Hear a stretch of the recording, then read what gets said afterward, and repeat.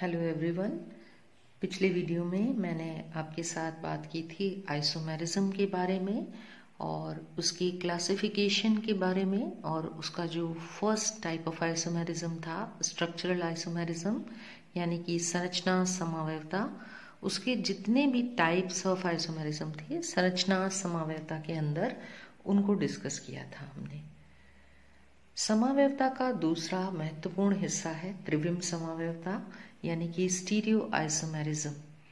आज हम बात करेंगे त्रिविम समावयवता के बारे में। त्रिविम माने होता है 3 डायमेंशनल। तो ये जो भी बात हो रही है वो 3 डायमेंशनल आइसोमेरिज्म के बारे में हो रही है। तो पहले हम इसकी डेफिनेशन देख लेते हैं कि स्टीरियो आइसोमेरिज्म या त्रिविम समावयवता किसे कहते हैं। त्रिविम समावयवता में परमाणु अथवा मूलक अंतराकाश में यानी कि स्पेस में विभिन्न स्थान ग्रहण करते हैं। अर्थात समावयवी जो यहाँ पर बनेंगे उनके परमाणुओं अथवा मूलकों का त्रिविम में यानी कि स्पेस में वितरण भिन्न भिन्न होगा। यानी कि एटम्स और मॉलिक्यूल्स जो हैं वो एटम्स और ग्रुप्स जो हैं वो अणु मॉलिक्यूल के अंदर अलग अलग तरह से डिस्ट्रीब्यूटेड रहेंगे। वो अपन देख लेते हैं कि कैसे। स्टीरियो आइसोमेरिज्म जो है वो 3 प्रकार से क्लासिफाई की गई है। पहली है ऑप्टिकल आइसोमेरिज्म या प्रकाशिक समावयवता।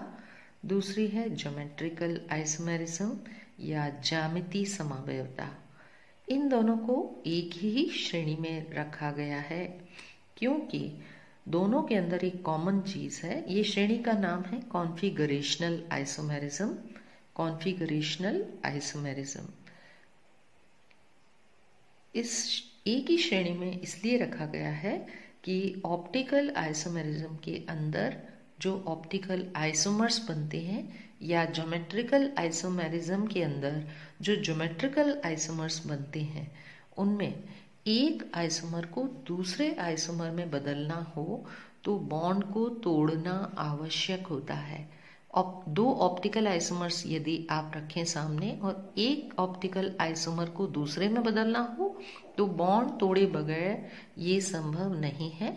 इसी प्रकार से ज्यामिति समावयवता में भी ज्यामिति समावयवी जो 2 आपने रखे हैं सामने उनमें से एक को दूसरे में बदलने के लिए बॉन्ड को तोड़ना आवश्यक है। जब तक बॉन्ड नहीं तोड़ेंगे तब तक ऑप्टिकल आइसोमर्स एक दूसरे में बदले नहीं जा सकते और ज्योमेट्रिकल आइसोमर्स भी एक दूसरे में बदले नहीं जा सकते। इसलिए इनको एक ही कैटेगरी में रखा गया है जो है कॉन्फिगरेशनल आइसोमेरिज्म।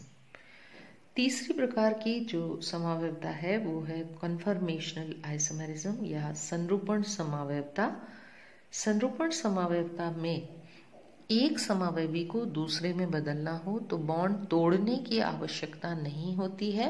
केवल मॉलिक्यूल को थोड़ा घुमाया जाए, कुछ परमाणुओं और उसके जो समूहों को है यदि घुमा दिया जाए, किसी एक विशेष एंगल से विशेष कोण से यदि घुमा दिया जाए तो एक समावयवी को दूसरे समावयवी में आसानी से बदला जा सकता है।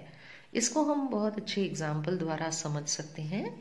सबसे पहले प्रकाशिक समावयवी या ऑप्टिकल आइसोमर्स को मैं लिख रही हूँ यहाँ पर।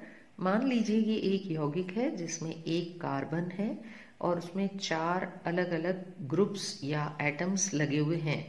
ये परमाणु अकेले भी हो सकते हैं और परमाणुओं का समूह भी हो सकता है। तो एक है ए, फिर दूसरा बी, फिर डी और फिर ई।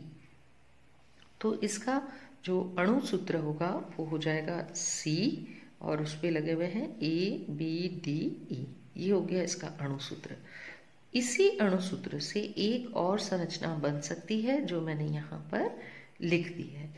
ये टेट्राहेड्रल कार्बन है, चतुष्फलकीय कार्बन है और इस कार्बन पर ये जो 4 ग्रुप्स या एटम्स लगे हुए हैं ये या तो इस रूप में लग सकते हैं या फिर इस रूप में लग सकते हैं, 2 रूप में लग सकते हैं।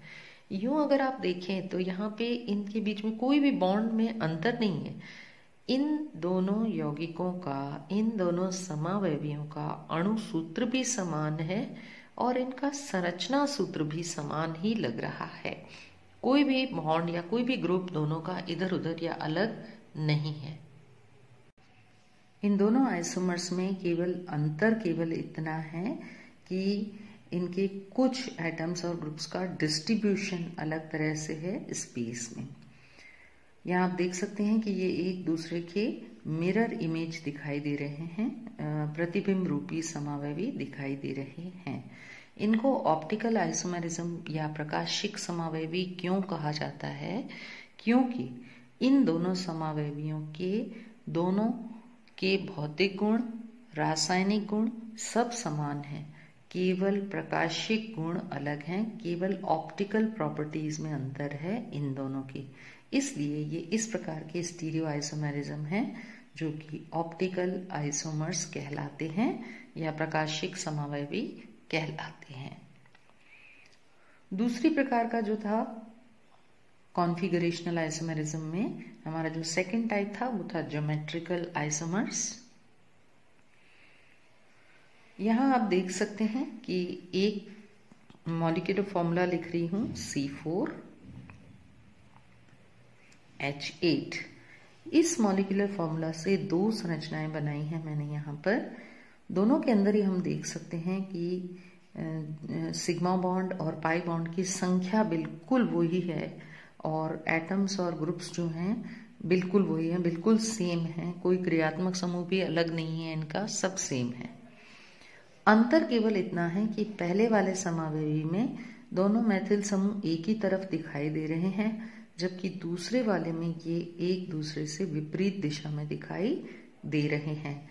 तो इस प्रकार के समावयवियों को कहा जाता है ज्यामितीय समावयवी या ज्योमेट्रिकल आइसोमर्स।